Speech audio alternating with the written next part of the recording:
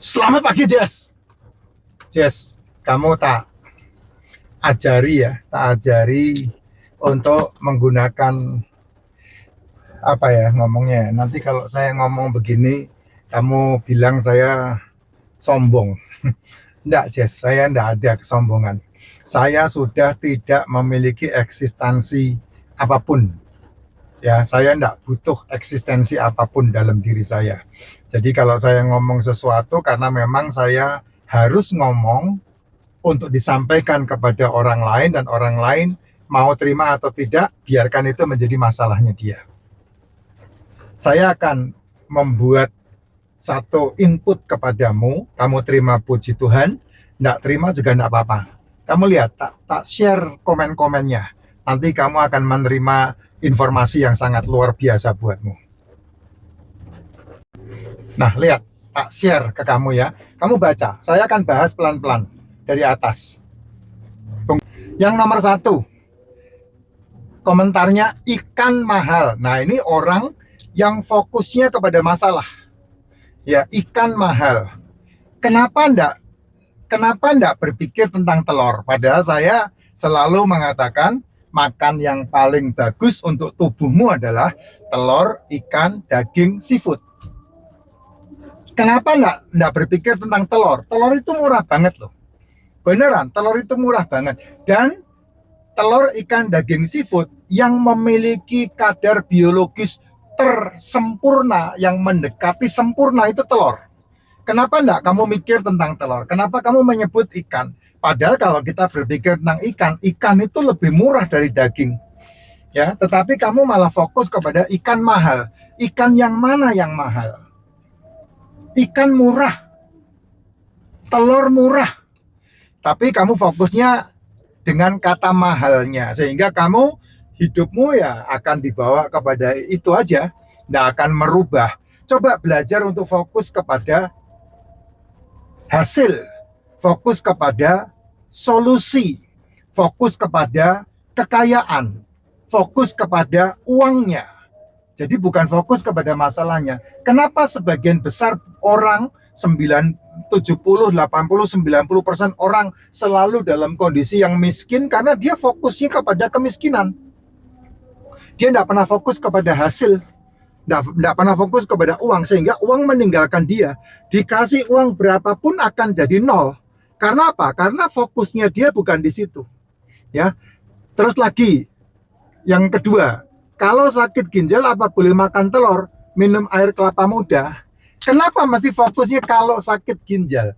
Kenapa enggak fokusnya kalau saya minum air kelapa muda dan dicampur dengan racikan macin, saya akan mendapatkan masukan atau suplai nutrisi yang bagus untuk memiliki anti kanker. Kenapa enggak memikirkan seperti itu? Kalau saya mencampurkan racikan macin dan dengan air kelapa hijau, akan mengasupkan nutrisi yang dibutuhkan sama sel tubuh saya, sehingga memiliki anti-inflamasi yang sangat bagus.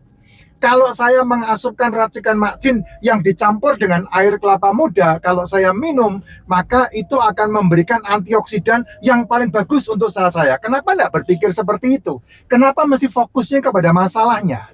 Sehingga orang ini akan terus berhubungan dengan masalah yang tidak pernah berhenti, gitu. Kenapa dia berpikir kalau penyakit punya masalah ginjal, apa boleh makan telur? Emang ginjalmu itu bukan sel. Ginjalmu itu kan sel, namanya sel ginjal.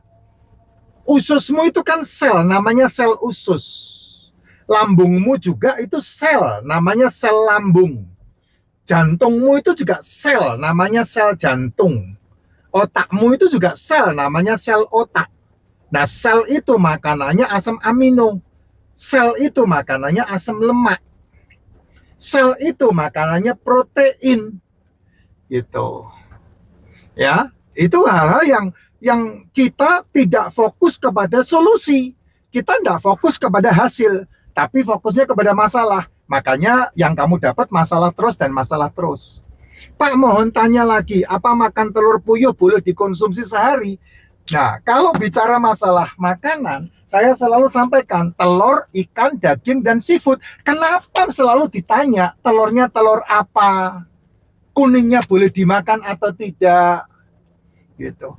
Saya bingung dengan pemahaman-pemahaman yang dari zaman bahela, zaman perjanjian lama kamu masih bawa, sedangkan Taurat sudah digenapi dengan Injil. Tapi Tauratnya masih kamu bawa-bawa terus. Hukum itu tidak menyelamatkan. Saya katakan ke kamu, Jess, hukum itu tidak menyelamatkan. Kasih karunialah yang menyelamatkan. Gitu. Itu pahami di situ tuh. Gitu. Telur. Kalau saya bicara masalah telur, yang wajar seantero Indonesia tahu ada 3 jenis telur yang familiar. Telur ayam, telur bebek, sama telur puyuh. Kenapa mesti ditanya-tanya lagi? Nanti mesti ada pertanyaan, Pak, telurnya telur ayam kampung apa telur ayam negeri? Itu ayam atau apa? Kalau ayam makan. Kalau telurmu jangan.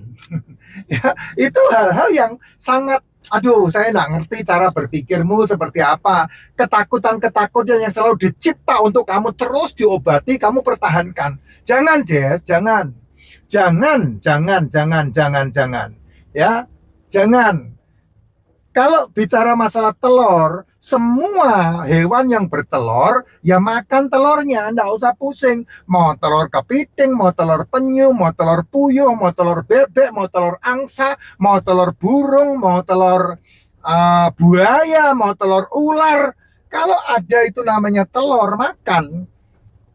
Karena telur itu spesial. Telur itu memiliki kandungan biologinya mendekati sempurna. Itu telur. Terutama telur ayam. Itu. Jadi nggak usah ditanya mau telurnya telur apa, kuningnya atau putihnya. Yang namanya telur aja. Makan aja udah. Nggak usah pusing dengan pertanyaan-pertanyaan kayak gitu. Ya saya kan nggak pernah menjawab itu. Baru sekarang ini saya, karena melihat pertanyaannya runut, maka saya buatkan screenshot ini, saya buatkan konten. Terus lagi gimana dengan asam urat? Asam urat lagi yang ditanya, ya. Nanti yang ditanya lagi gimana dengan kolesterol, yang ditanya lagi gimana dengan asam urat, yang ditanya lagi gimana dengan trigliserid, yang ditanya lagi gimana dengan gula darah, yang ditanya lagi, Jess, fokuslah kepada solusi, fokuslah kepada kesehatanmu. Asam urat itu muncul dari dalam tubuhmu, kolesterol itu muncul dari dalam tubuhmu. Tubuhmu lah yang menciptakan kolesterol. Tubuhmu lah yang menciptakan asam uratnya. Kalau kamu merasa ditakut-takuti dengan asam urat, kalau kamu merasa ditakut-takuti dengan kolesterol, kamu harus memikirkan pikiranmu keluar dari box yang kamu terpenjara. Kenapa kolesterol itu ditakut-takutkan? Dari mana kolesterol itu muncul? Kenapa asam urat ditakut-takutkan? Bagaimana asam urat muncul? Ya itu yang harus kamu pikirkan. Jangan kalau ada asam urat, ya pasti ada. Nggak mungkin nggak ada asam urat, bos. Ya, nggak mungkin manusia itu nggak punya asam urat. Nggak mungkin manusia itu nggak punya kolesterol. Kalau kamu nggak punya kolesterol, bongkok.